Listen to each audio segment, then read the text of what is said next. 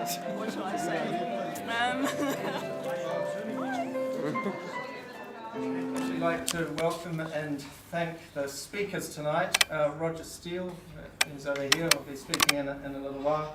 Roger's the one who's taken the risk of publishing this book.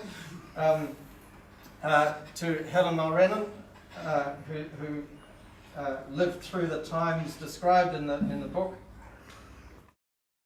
And a couple of other people I'd like to particularly recognise, Malcolm McAllister, who did the artwork on the cover.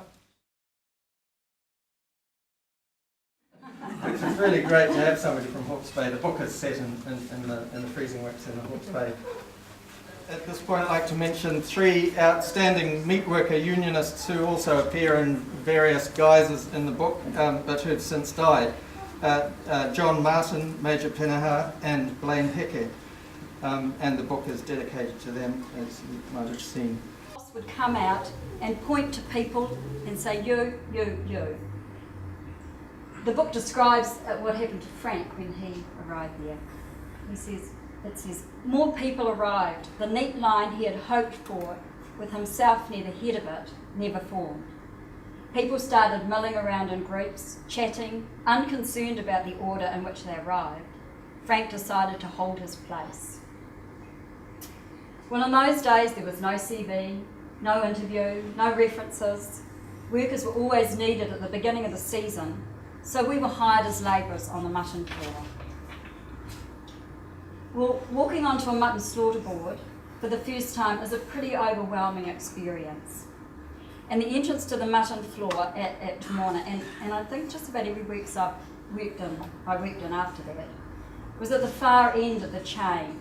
So as a new labourer you had to walk down the whole length of the chain. In your crisp new whites, your big gumboots, your big long apron that you tripped over, and if you were lucky, a couple of blunt knives.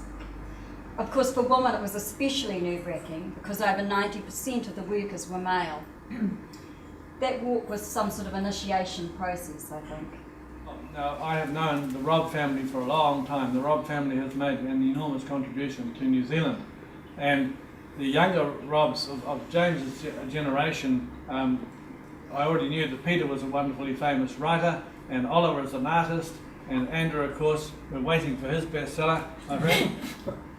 And Heather, so that it was no surprise to me that James was also an enormously talented young man.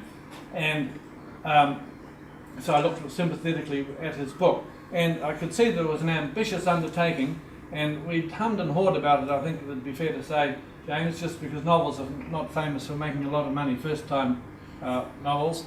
But when I visited James and we discussed a bit of business and a few edits and things, and then I went out the back and introduced me to his avocado tree, I was convinced.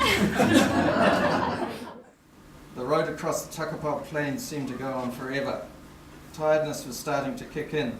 Somewhere in the middle of a straight stretch, when it seemed he had been going for a long time since the last town and there was no sign of the next, he stopped to have a smoke and a piss.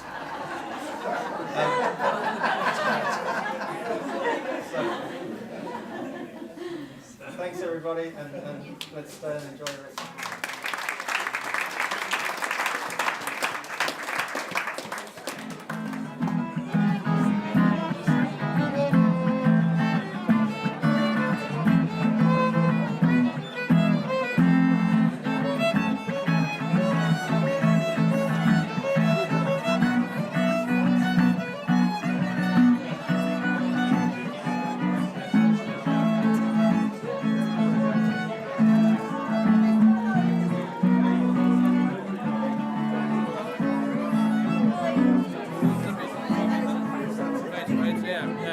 More direct to us, you know.